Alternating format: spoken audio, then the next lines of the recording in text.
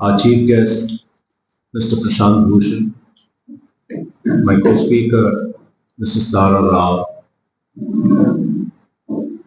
our secretary of the Forum for Democracy and Communal Unity, Mr. Feroz Pasha Saab, and very distinguished members of the civil society. Good morning to you all. Assalamu alaikum. After a stalwart like Prashant Bhushan ji has spoken, it's really awkward to be put on the pedestal. I won't take too much time and speak a few words on this important topic of the mandate of 2024 and what its interpretation is, what it means, and what the way forward for civil society is in the coming days.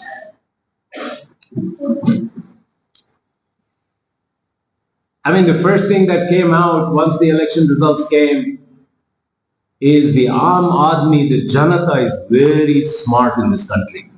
Forget it. I mean, it's not the YouTubers, it's not the what the whole hullabaloo is all about, but it is the democratic voice of the common man, which is amazing. So there is a lot of faith in the common man in this country, and there is great hope for this. There was lots of disillusionment that's gotten a little more hopeful for a lot of people. This battle was really a battle of ideas. The very original of idea of India, a democratic India versus a very authoritarian, autocratic, single leader India. I mean, this is the question that the mandate answered. A question whether you want Godse's India or you want Gandhiji's India. Which one would you want to choose? It was a question of whether our valued constitutional ideals of liberty, equality, fraternity, is this what we choose? Or do we choose hatred, violence, falsehood, lies? I mean, this is the whole different ideas that were clashing. Nafrat ki ideology, ahimsa ki ideology, himsa ki ideology, jhoot ki ideology, what are they choosing? I mean, the common man was given this question. The battle between a bulldozer India or a rule of law India, which one would you like? And actually even a simple battle of rationality. I mean, are you going to be rational souls or are you going to be totally irrational people? I mean, what kind of India do we look forward to? A scientific, rational, logical India or a India of make-believe, an India of fake?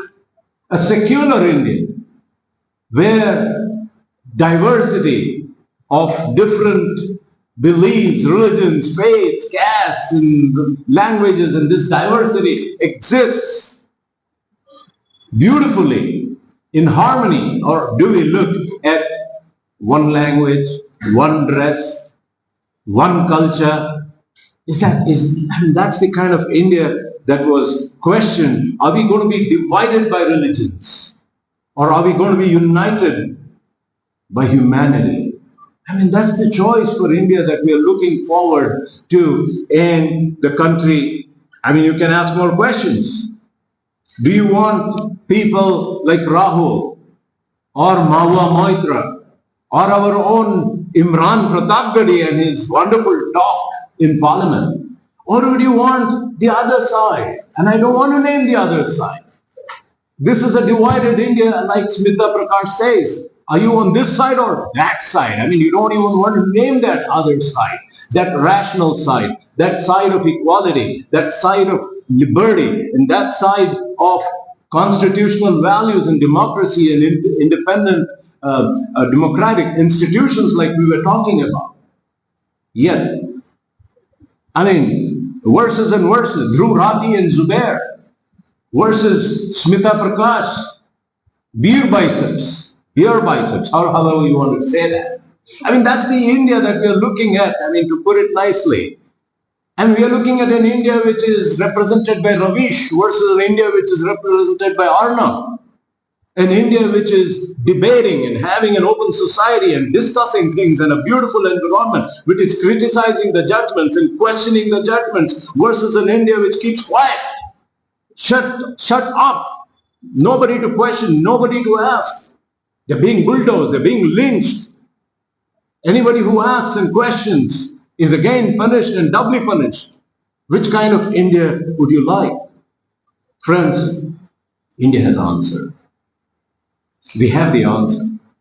It may not really be truly reflected in terms of numbers, but it is reflected, like Yogendra Yadav says.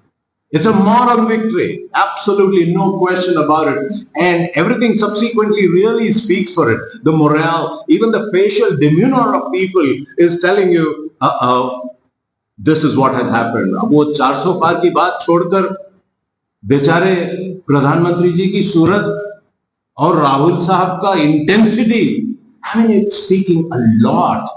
The depression on that side and the courage on the opposition side. However, it is too premature to conclude that this divisive, communal, hateful, violent agenda has been defeated. Absolutely not. I mean, it could be a beginning. It's a good beginning, it's an inspiring beginning, it's a motivating beginning, but it's not at all anywhere close to dividing and defeating this agenda. I mean, I wouldn't be mistaken in calling it the RSS type of idea of India. I mean, it's that ideology which is divisive, casteist, communal. And let's know that and call it as it is, like Rahul calls it that way. The biggest question to civil society today, as we sit here and discuss and ponder and introspect and look back and look forward, is the question of the way forward. One of the alarms, although UP has replied in a very healthy way, as so to say, but what about the South?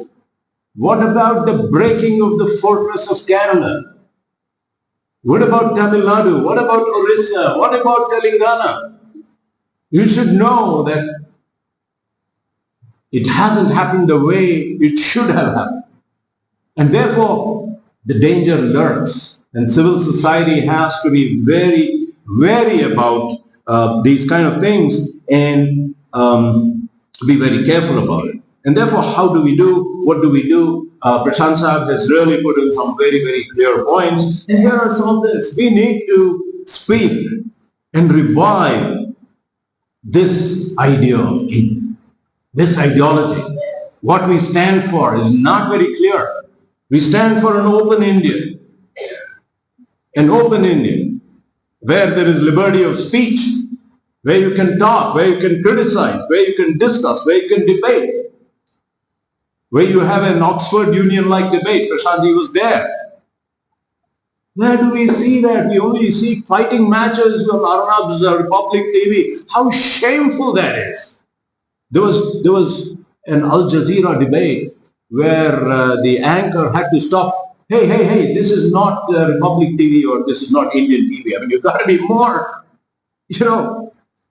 well behaved on this TV. I mean, let him answer. You give a chance to him. You get your answer. I mean, that kind of decency.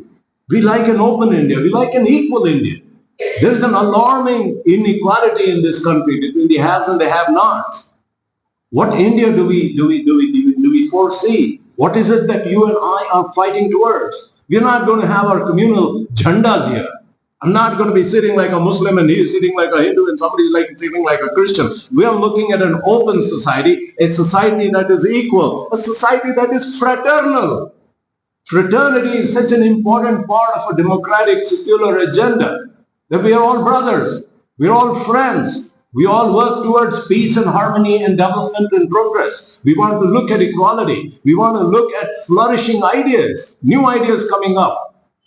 And how is that going to come up? And this kind of a fraternal India, a rule-based India.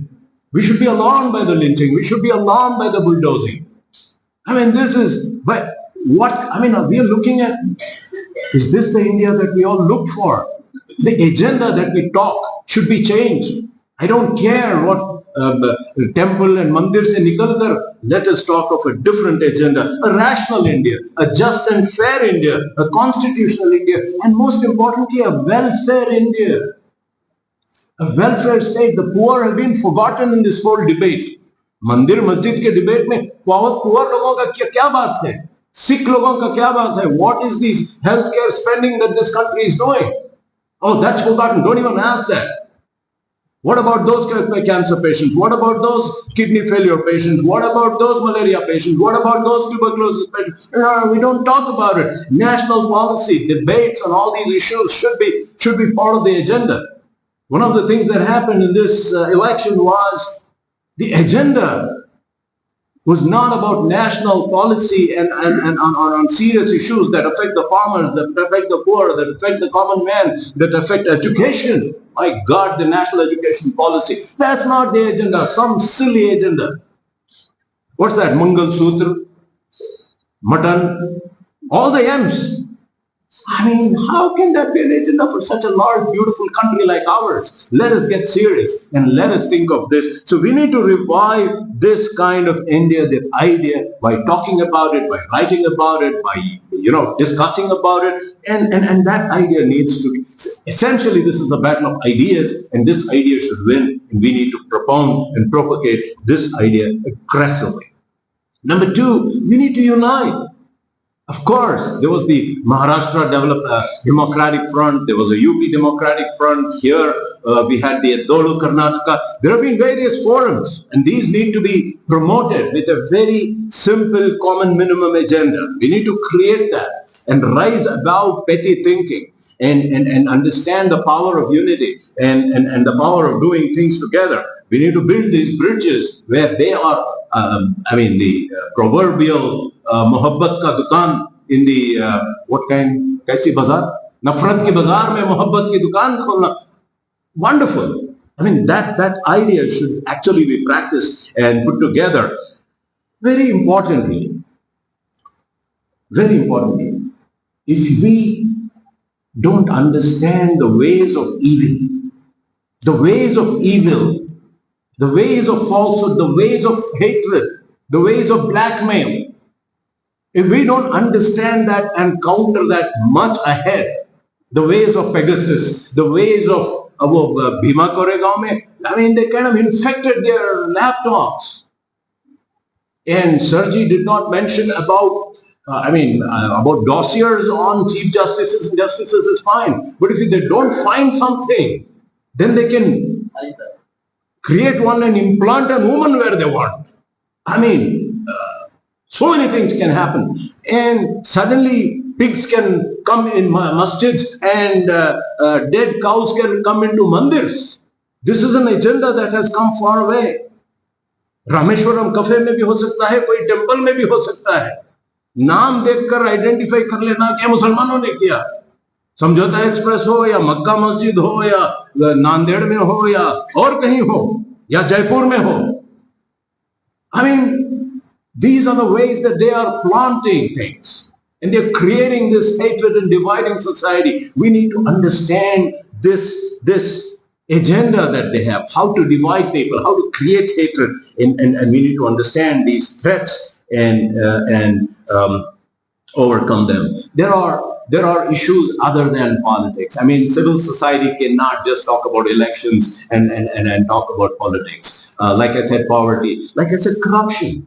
Regardless of what government is there, we need to stand on those issues, that we need to fight against corruption, and nobody like Prashant to fight against corruption in this country, regardless of the government. We are not pro-Congress or pro-Aam Aadmi Party or pro-this or pro-that. We are pro-equality. We are pro-liberty. We are pro-fraternity. We are pro-harmony. We are pro-peace. We are pro the rule of law and anti-corruption, and that's what civil society should be, rather than getting into these boxes of what the party says. And the most beautiful thing that Prashant Sahab said, and I would like to reiterate that, and that has a take-home message, that that truth army versus the troll army. I mean, nothing like it. And that truth army should stand for apolitical activism and create that Sadbhavna Manch that we are trying to do, sir, in Karnataka. In various districts and various places, एक Sadbhavna Manch हम बना रहे हैं, जहाँ different communities के different वो बैठकर कम से कम बात करने का सलीका तो सीखें, in spite of all our differences, and how to overcome these kind of things. And aren't we enthused? Yes, we are. I mean, we are not what we were a few months ago. Thank God for that. Appreciate that. And really appreciate the common man's resilience and the resilience of democracy. I should say, Jai Hind. Thank you very much. God bless.